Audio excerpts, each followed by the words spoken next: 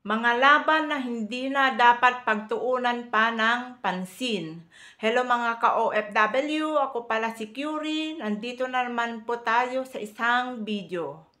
Ano nga ba ang mga laban na dapat na hindi na natin dapat pagtuunan pa ng pansin? Sa atin kasi, mga ka-OFW, laban tayo ng laban. Alam kong malalakas ang loob natin, mga ka-OFW. Talagang inilalaban po natin lahat ng ating effort at time para lang mabigyan ng magandang kinabukasan ang ating pamilya.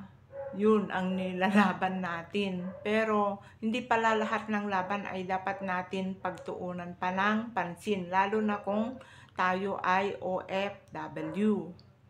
Etong mga laban na hindi na dapat pagtuunan pa ng pansin ay ang baguhin ang isang tao or mga taong nakapaligid sa atin. Yan ang laban na hindi natin talaga maipapanalo kasi hindi natin yan control. Kung anong attitude ng ibang tao, yun na. Tanggapin man natin o hindi. Pero kung talagang malapit sa atin buhay, tanggapin na lang. Huwag na natin labanan pa kung ano yung mga attitude niya talaga. Kasi talagang mahihirapan lang tayo, ma-stress lang tayo.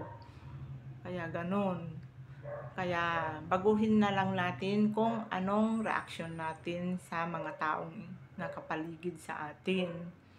Na hindi naman tayo masyadong stress na. Kasi ang buhay ay mahalaga. Tapos ang oras ay, siyempre yan lang ang puhunan natin dito sa mundo. Hindi natin yan pwedeng i-extend or siyempre pwede natin paiklihin. Pero wag naman sana. Ganun. Ang laban na hindi na dapat pagtuunan pa ng pansin ay kung alam mo na ang resulta. Halimbawa, may nilalaban kang pag-ibig. Alam mo naman na mayroon siyang pamilya o ibang minamahal na hindi ikaw.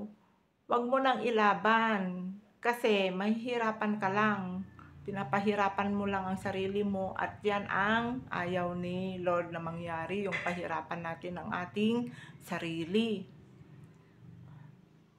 Ang gusto ni Lord ay ma-enjoy natin ang buhay natin dito sa mundo. Kaya kung alam mo na nga ang resulta, tapos laban ka pa rin ng laban, wag na. Mahalin mo na lang ang iyong sarili at sure, darating din ang para sa'yo.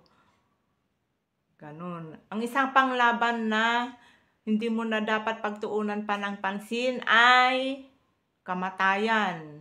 Dahil lahat tayo ay alam natin dyan tayo papunta. Pero hindi nga lang tayo sabay-sabay. Pwede natin pahabain ang ating buhay siguro sa pamamagitan ng healthy living or habit or yung pag-iwas sa gulo, ganon. Pero hindi natin masasabi talaga kung hanggang kailan tayo dito sa mundo. Kaya wag natin kalabanin ang kamatayan. Habang tayo ay humihinga, i-enjoy lang kasi ito ang regalo ng Diyos sa atin. Gusto niya tayong i-enjoy yung buhay na ibinigay niya sa atin. Pero syempre, kumilos din tayo. Para syempre may gagamitin tayo. Halimbawa, magtrabaho tayo ng mabuti, magsipag, huwag maging tamad. Kaya siyempre may gagamitin tayo kasi sabi nga nila, ang pera ay can do everything. Basta gamitin mo lang ng tama. Hindi ang pera ang evil, kundi ang mga ginagawa natin sa pera na magkakasala tayo, gano'n. Kaya wag magalit sa pera. Pero wag din mahalin. Gamitin natin ang pera as a tool para ma-enjoy natin ang buhay natin dito sa mundo. Kasi hindi natin alam kung kailan natin ibabalik ang ating buhay kay Lord. Kaya hanggang dito na lang mga ka-OFW. Hope nakatulong itong bidyong ito para ma-realize at mapili ninyo ang mga dapat na laban na kung saan tayo pwedeng lumaban. Hindi yung laban tayo ng laban, wala na pala, talo na pala tayo sa umpisa. Kaya hope makatulong.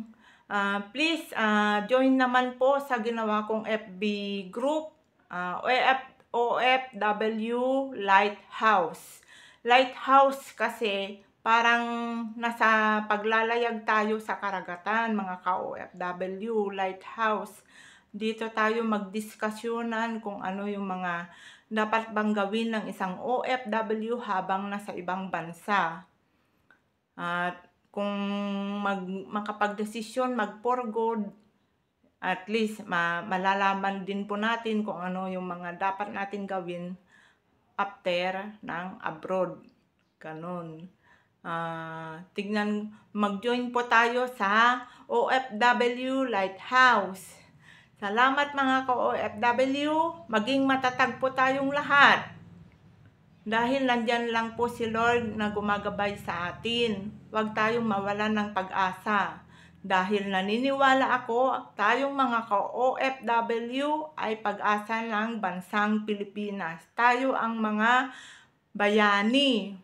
Huwag po natin hayaan na mawala po yung titulong iyon sa atin. Bayani po tayo, hindi tayo mga katulong lang.